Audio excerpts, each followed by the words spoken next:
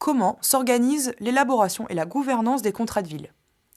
Si les contrats de ville ont été élaborés dans un laps de temps assez rapide, sur l'année 2015, ils se déclinent désormais depuis 3 ans sur la base d'un diagnostic réalisé sur les quartiers.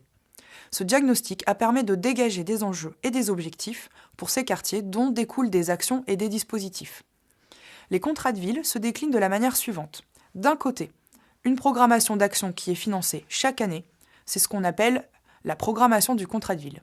De l'autre, la mise en place de dispositifs précis répondant à des besoins des quartiers et de leurs habitants, comme le dispositif de réussite éducative, les ateliers santé-ville, que nous verrons dans le prochain module.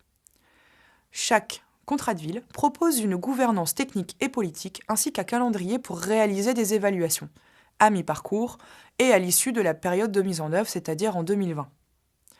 2017-2018 correspond à la période d'évaluation à mi-parcours des contrats de ville, où l'on se pose les questions suivantes. Qu'est-ce qui a été fait sur ces quartiers depuis 3 ans? Qu'est-ce qui a commencé à changer? Les actions mises en œuvre ont-elles commencé à montrer des résultats? Comment se mobilisent les partenaires sur les objectifs définis pour les quartiers? Comment s'organise la participation des habitants? Pour mieux comprendre comment le contrat de ville est mis en œuvre sur les territoires, nous vous proposons d'écouter le témoignage de professionnels. Sur le terrain, comment a été élaboré les contrats de ville et comment s'organise le pilotage aux différentes échelles territoriales avec les différents acteurs. Voyons comment cela se passe à Courcouronnes. La politique de la ville se décline à partir des grandes orientations du contrat de ville 2014-2020 que l'on a travaillé en commun dans l'ex-communauté d'agglomération Évry-Centre-Essonne, avec la ville de Ris-Orangis et d'Évry, puisqu'on a fait un diagnostic territorial partagé et on a évidemment des problématiques qui se ressemblent énormément.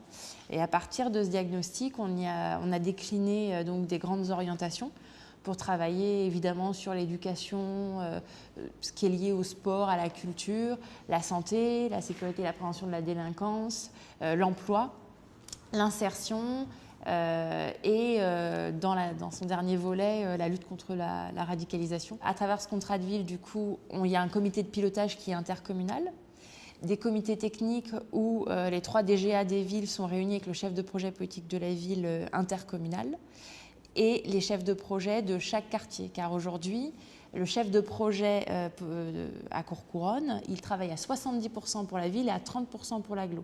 Et c'est le cas pour chaque quartier prioritaire de la communauté d'agglomération.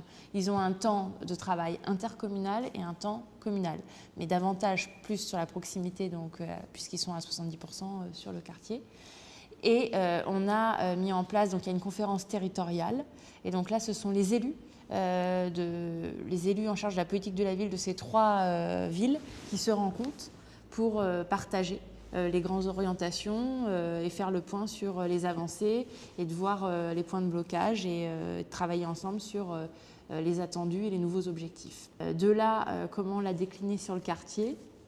On a sur place une coordination des dispositifs politiques de la ville et qui est élargie à l'ensemble des chefs de service qui sont concernés de près ou de loin par la politique de la ville. Pour travailler à une échelle plus large avec tout ce qui est milieu associatif et tous les institutionnels, on a monté ce qu'appelle un réseau territorial. Et donc le réseau territorial se réunit, on appelle ça les petits déjeuners du réseau. Et donc on se réunit, on aborde les différentes thématiques de la politique de la ville avec l'ensemble des partenaires. Donc on peut très bien se retrouver parfois à 50 ou 40 personnes, ce qui permet vraiment de croiser et de se connaître. Et ça a permis à tous les acteurs d'apprendre à se connaître, de partager et de voir à développer des projets communs.